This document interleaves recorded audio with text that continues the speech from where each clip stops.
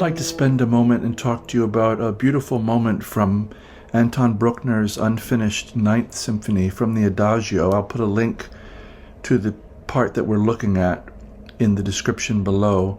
This has been one of my favorite pieces of music for a long time, particularly this Adagio. Ken Russell did a very nice, strange little film that's available on YouTube. I think it's called The Maddening Affliction of Anton Bruckner by Ken Russell. It's worth a watch if you're interested in him at all, and you get to hear really a lot of beautiful pieces of his music with lovely shots in nature. If you've not yet done so, please do subscribe to the channel if you're enjoying the content. Like, share, and leave a comment. And if you'd like to leave me a tip, that would be very nice. My PayPal information is there in the description below. And we'll get started here with me trying to get through some of Anton Bruckner's Adagio. I wish I could do this better, but I'm not an orchestra or a string section, but I'm trying. So here we are with Bruckner nearing the 20th century, and Schoenberg's on the horizon, Mahler's there already, Wagner's there. Bruckner's a great student of Wagner and likes Brahms as well.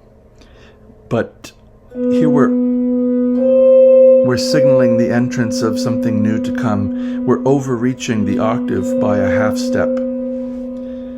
So this is the only note that's not in the overtone series. Say if you looked and looked and looked in the overtone series of B, you'll never find that C natural up there, no matter how far you go. You will find C sharp, of course, but no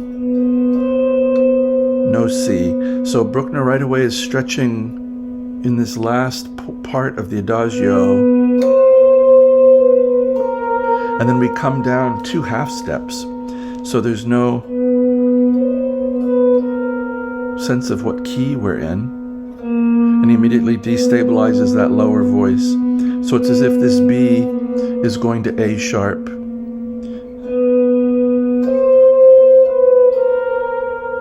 And we come down to A sharp. This is 9th fret, 13th, 12th, 11th, and down to the 8th fret of the 4th string. And now we're going to approximate these chords. We're supposed to stay in this voice and have something like this voicing, E, C, and A sharp. What I'm doing is trying to leave that A sharp in your ear and then superimposing this little chord. So E and C with a D sharp. This is 7, 10, and 8. So a very Wagnerian kind of approach to resolve that dissonance after coming in on it. So here's E, C, D sharp, E, 7, 10, 8, 9. And that line, we're going to go up to F sharp here.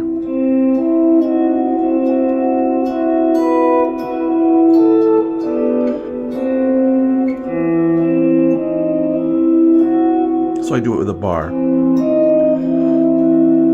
So we're going to end up with C, E, F sharp.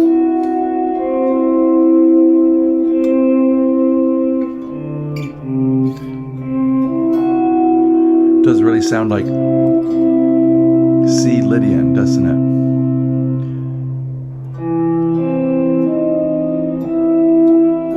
And then this beautiful, what looks to all the world like D minor 7, 11, up to D minor 7 flat 5. This F is supposed to be down here, but I've taken the liberty of moving it up just to get it in there because it is quite nice. So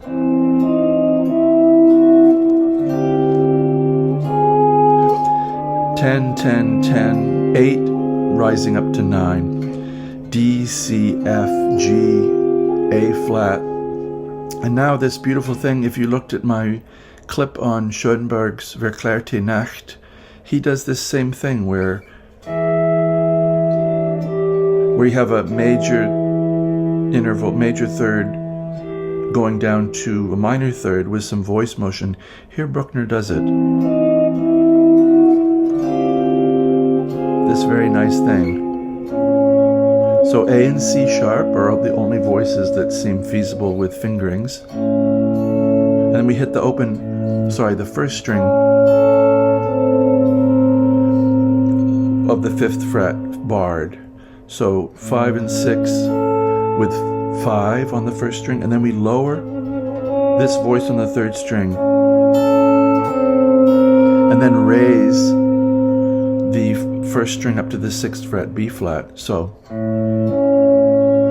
together. And they're going to continue their contrary motion ways. I thought this part was really worth looking at. So we have E flat coming to D and A sharp raising to B. So we have some beautiful chromatic contrary motion. Where would they?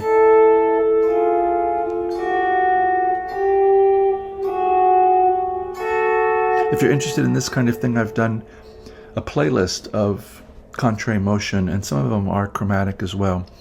So what were we having? These guys. So if we bring them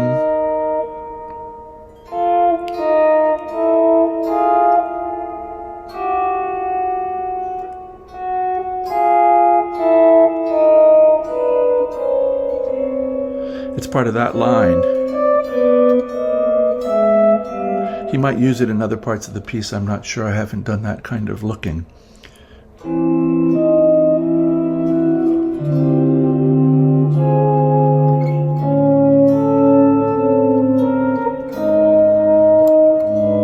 Hear those voices move.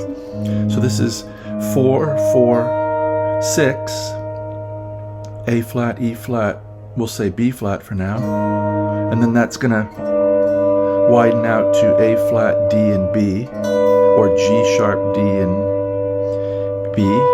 So maybe some relation to E, but I don't hear it. How about, and then this. I'm having to use, it was worth trying to get C sharp, F, and A sharp with the G in the bass. So this is Bruckner writing near the turn of the century, 20th century. It's really wild. So C sharp and F, so G7 with a flat 5, you could say, or a sharp 11. And then up to B. So I'm using 1st and 3rd finger for G3, and then trying to get C sharp, F, and A flat with my 3rd finger, 6th fret, and then just raise that up to B. Not easy. Then we need a C sharp intervening at the 9th fret. So this was 3, 6, 6, 6, 7, 9, and now we're going to get full on, he loves it, D major. This is also like his Te Deum piece. There's other parts of his symphonies where he really loves these really bright major chord tonalities, straight major chord. Then he rises up. So we're here at D, F sharp, D, 10, 11, 10. Just a really open voiced kind of thing. I think in the score that there's an A in there as well, but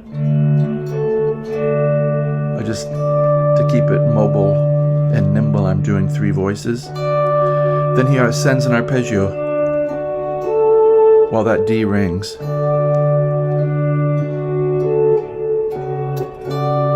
This beautiful tense kind of thing. C sharp, F sharp, D, with the D rising to E. So here we have, let's see, We had D, C sharp, D, E, F sharp. So I'm fond of these things where there's consecutive pitches in a chord group, or we're dealing with really close-knit neighbors like that. But this is just his passing chord to get to B minor. Sorry, C sharp in the bass.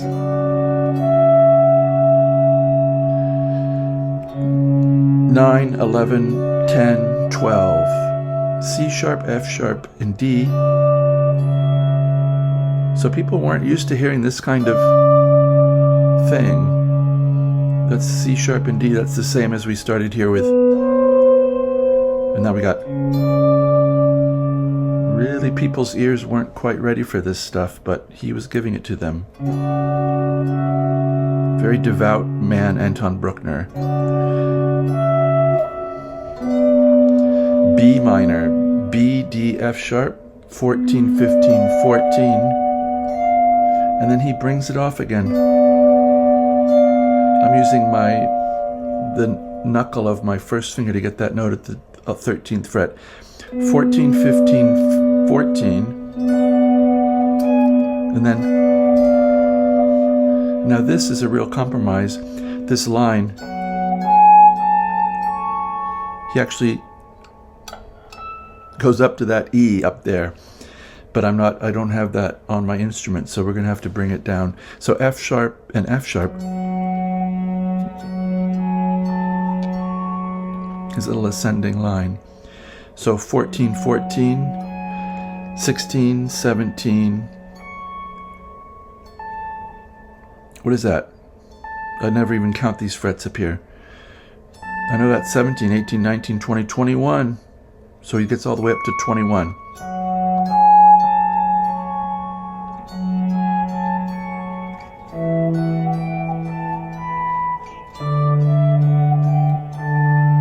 This would be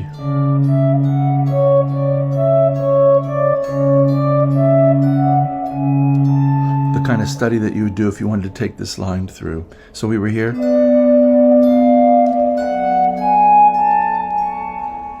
And we're going to have to compromise with this E major tonality.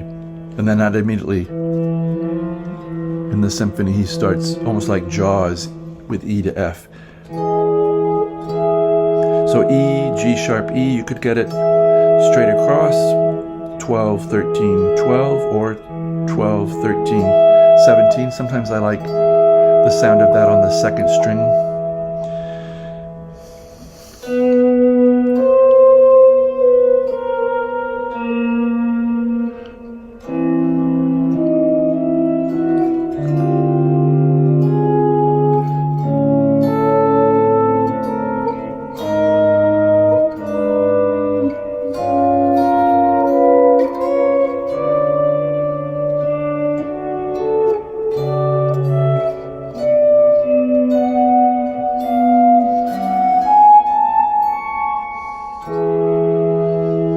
So I hope this would encourage you to give a listen to Anton Bruckner's Adagio, the 9th Symphony. It's unfinished. He wrote 8 complete symphonies and then had this unfinished one. It's quite beautiful, though. I will put a link to the precise part we're listening to. And I hope this has been something that's of interest. If it could lead you to listening to some Bruckner, that would be very good. I would appreciate that. And I wish you, as always, a very good day.